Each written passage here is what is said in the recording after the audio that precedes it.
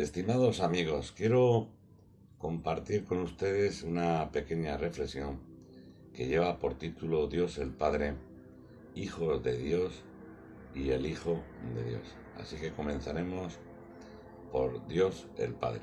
Y voy a dar lectura a 1 Corintios capítulo 8, versículo 6 y Romanos 1, versículos 19 al 20, y que dicen así: para nosotros, sin embargo, solo hay un Dios, el Padre, del cual, proceden todas las cosas, y nosotros somos para Él. Y en Romanos 1, 19, 20 dice: porque lo que de Dios se conoce les es manifiesto, pues Dios se lo manifestó, porque las cosas invisibles de Él, su eterno poder y deidad, se hacen claramente visibles desde la creación del mundo, siendo entendidas por medio de las cosas hechas, de modo que no tienen excusa. Y les diré, amigos, que para mí es el apóstol Pablo quien mejor define el concepto del Padre. Y fíjense, cualquier persona sensata llega a la conclusión de que tan solo el poder creativo infinito, que está presente en todo, en sabiduría e inteligencia suprema y en existencia eterna, esto es lo que ha creado y ha dado vida a todo cuanto existe, y a todo cuanto existe regido por leyes físicas y leyes naturales perfectas, enmarcando todo lo existente y estableciendo sus parámetros y límites. Cualquier persona sensata no cometerá el error de comparar y representar lo que acabo de exponerles con algo o con alguien a que nosotros llamamos por la palabra de Dios, la cual resume conceptos tales como omnipotencia, omnipresencia y omnisciencia eterna. Cualquier persona sensata llegará a la conclusión de que en la Tierra tan solo los seres humanos somos los únicos que tenemos capacidad creativa multiforme. Somos los que influimos notablemente en nuestro entorno y con sabiduría e inteligencia, lo cual nos convierte en especiales y únicos en este planeta. Y somos especiales y únicos porque Dios nos ha dado de su sustancia, nos ha dado espíritu, diferenciándonos del resto de los seres vivientes terrenales, y es por ello que los seres humanos somos inexcusables, y lo somos porque hemos sido creados a imagen de Dios.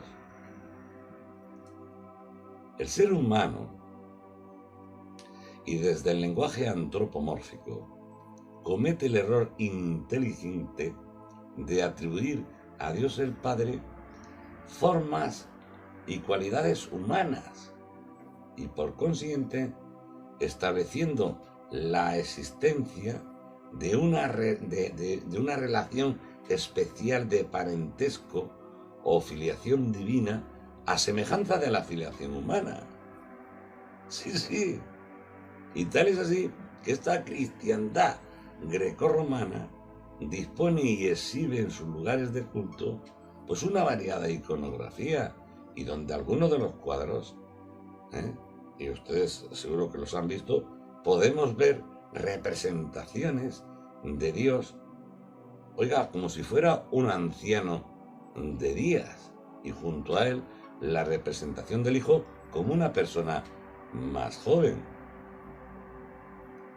Esta cristiandad grecorromana, politeísta y pagana, cambió la verdad de Dios por la mentira honrando y dando culto a las criaturas antes que al Creador, el cual es bendito por los siglos. Amén, tal como dice en Romanos 1:25. La filiación del ser humano respecto de Dios no es en base al absurdo de una relación de parentesco familiar a semejanza de los seres humanos, sino en base a una relación que se establece al ser participantes los seres humanos de cualidades que el Creador nos ha dado. Ahí es donde está la filiación. Porque, ¿cómo puede establecerse una relación paterno-filial a semejanza de los hombres con el eterno poder y sabiduría que no es algo ni alguien? ¿Cómo? Y no es algo porque Dios, eterno poder y sabiduría, lo es todo. Y no es alguien porque Dios, eterno poder y sabiduría, no es una persona, ser celestial o individuo de alguna especie, sea en los cielos o en la tierra. Por favor, no sean herejes. Tan solo puede establecerse una relación paterno-filial desde la participación del poder y sabiduría de Dios, tal y como le ocurrió al Señor Jesús. Recuerden lo que dijo el apóstol Pablo en 1 Corintios 1:24. Cristo, poder de Dios y sabiduría de Dios. Y en Romanos 8:14-16 dice: porque todos los que son guiados por el Espíritu de Dios, o sea, todos los que son guiados por el Espíritu de Dios, estos son hijos de Dios. Pues no habéis recibido el espíritu de esclavitud para estar otra vez en temor, sino que habéis recibido el espíritu de adopción, por el cual clamamos: Abba, Padre, papá, papaíto. El Espíritu mismo da testimonio a nuestro espíritu de que somos hijos de Dios. Bueno, veamos al tema, esta parte, hijos de Dios. Y les diré, estimados amigos, que ustedes y en el Antiguo Testamento no van a encontrar una homogénea explicación respecto del significado de hijos de Dios. Y trataré de explicarme. Fíjense, en el libro de Job, el cual es considerado por los eruditos como el libro más antiguo de la Biblia, pues en este libro se identifica claramente a los ángeles como los hijos de Dios. Según este libro, los hijos de Dios son los ángeles.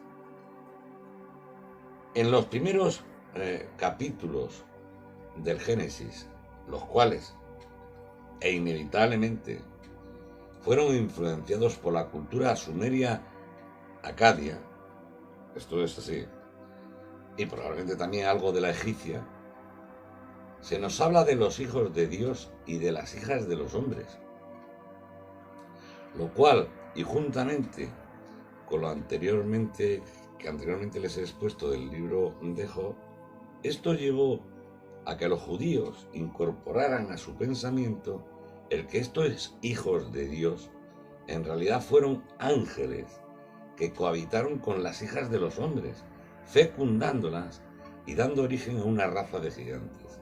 Y tal es así que los judíos, y olvidando lo expuesto en Deuteronomio 14:1, en el que se le dice al pueblo de Israel: hijos sois de Jehová vuestro Dios, ellos siguieron en su pensamiento y ampliándolo con lo expuesto en el libro de Enoc, el cual se escribió en el periodo intertestamentario y en el que se hace una clara referencia a los ángeles caídos. creencia que también fue compartida en cierto modo y en el Nuevo Testamento, y como podemos ver en Judas y Pedro. Judas 1:6, que dijo así: y a los ángeles que no guardaron su dignidad, sino que abandonaron su propia morada, los ha guardado bajo oscuridad en prisiones eternas para el juicio del gran día. Y en 2 de Pedro 2:4 dice: porque si Dios no perdonó a los ángeles que pecaron, sino que arrojándolos al infierno los entregó a prisiones de oscuridad para ser reservados al juicio. Y esto viene en base al libro de Enoc. En el Antiguo Testamento y en el libro de Job se nos dice que los hijos de Dios son los ángeles, e incluyendo a Satanás.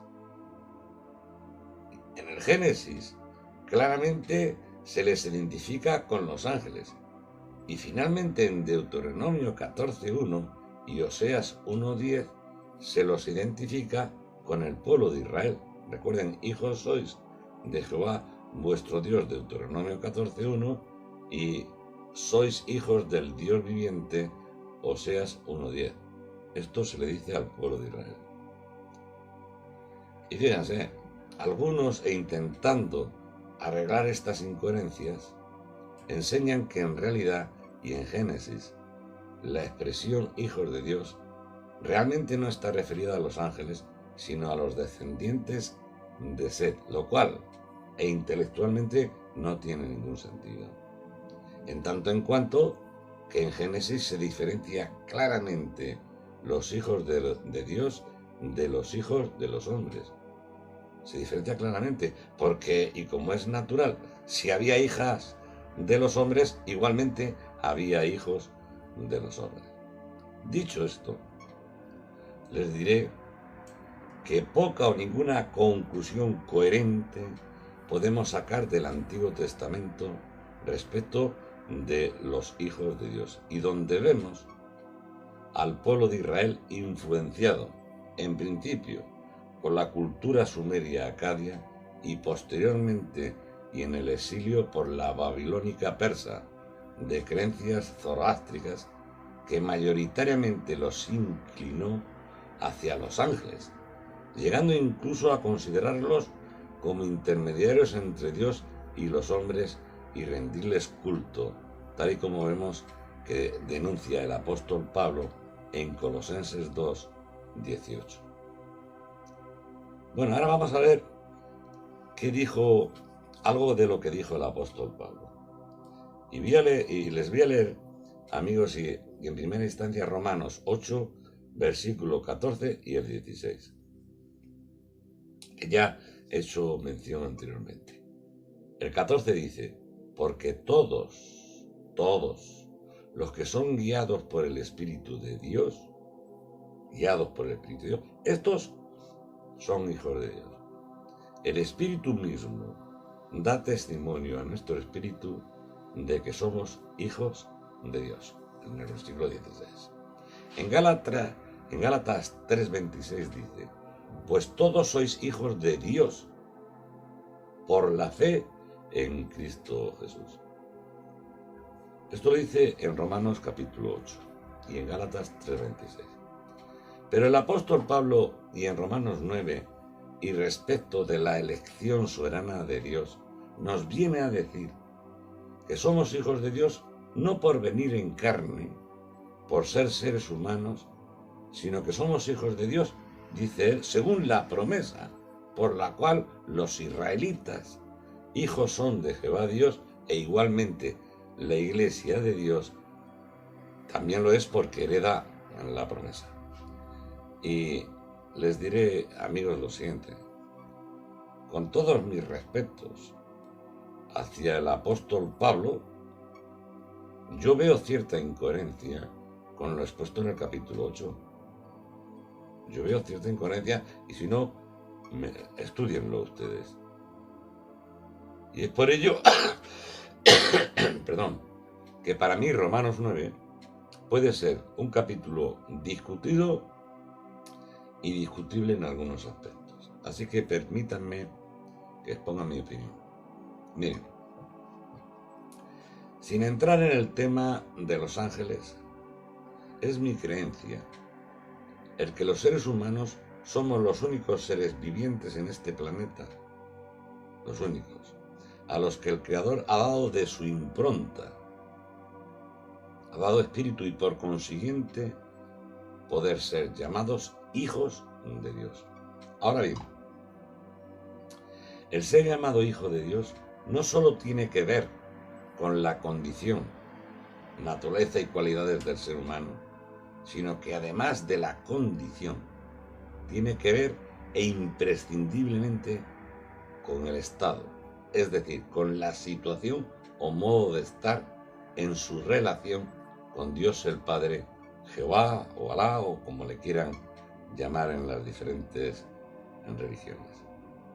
O sea que no tiene que ver solamente con la condición de haber sido creados a su imagen y conforme a su semejanza, sino que tiene que ver e imprescindiblemente condición sine qua non del estado, de la situación o modo de estar en respecto de nuestra relación con el Creador, con Dios el Padre, Jehová o con los musulmanes Alá. Veamos. El Hijo de Dios. El concepto el Hijo de Dios. En el Antiguo Testamento no encontrarán la frase el Hijo de Dios o el Hijo de Jehová. No la van a encontrar.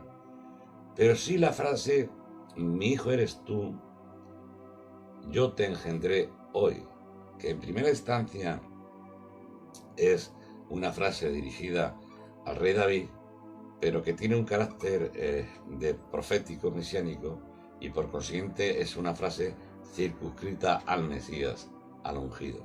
Esto viene en el Salmo 2.7, a quien el pueblo judío esperaba para que restaurara el reino, sentándose en el trono de David, su padre, como rey de Israel. El Hijo de Dios tiene mucho que ver, o totalmente que ver, o está vinculado al rey, a ser el ungido y el rey de Israel.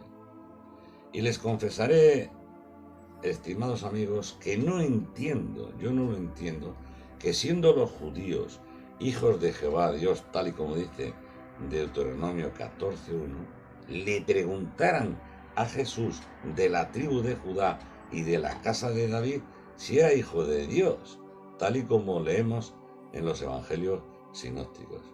Esto es algo que a mí personalmente siempre me ha llamado la atención, porque yo veo aquí una discordancia grandísima.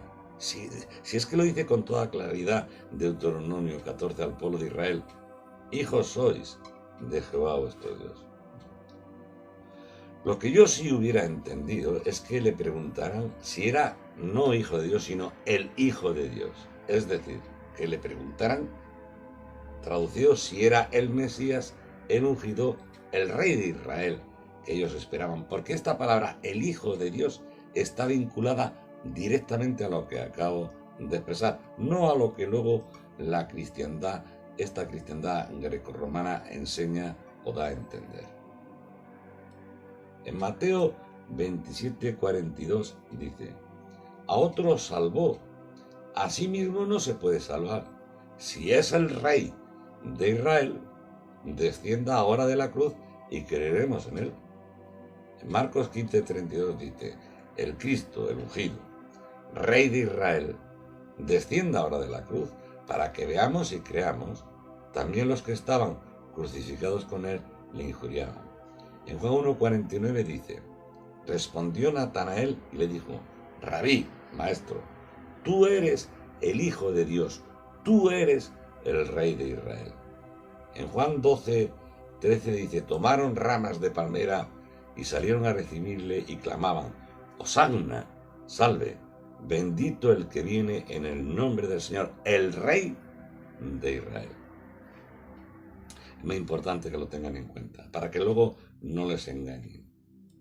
En tiempos del Señor Jesús, los judíos y con anhelo esperaban al Mesías prometido, al Rey de Israel, el cual restauraría el reino sentándose en el trono de David, libertándolos de la esclavitud del yugo romano y estableciendo un reinado de paz y justicia.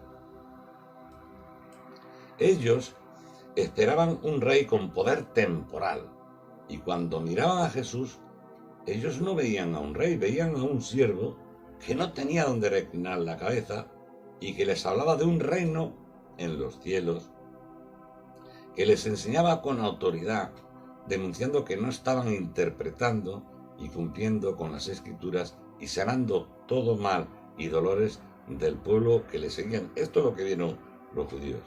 Y la mayoría de los judíos evidentemente no creyeron en él como el Hijo de Dios, el ungido, el Mesías, el Rey de Israel.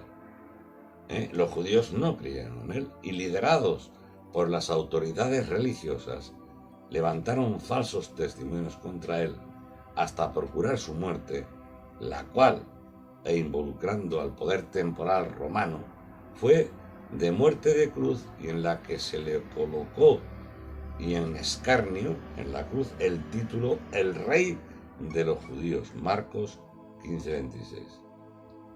Y para concluir esta reflexión, y desde la convicción plena, les aconsejo que de los textos del Nuevo Testamento tomen como referencia el Evangelio que le fue revelado al apóstol Pablo, el cual fue predicado y escrito en tiempo real, y que conocemos por los textos que se le atribuyen. Y es por ello que todo evangelio, de verdad, que difiera en algo con el que le fue revelado al apóstol Pablo, este algo que difiera sea anatema, maldito, no, totalmente ipso facto eliminado.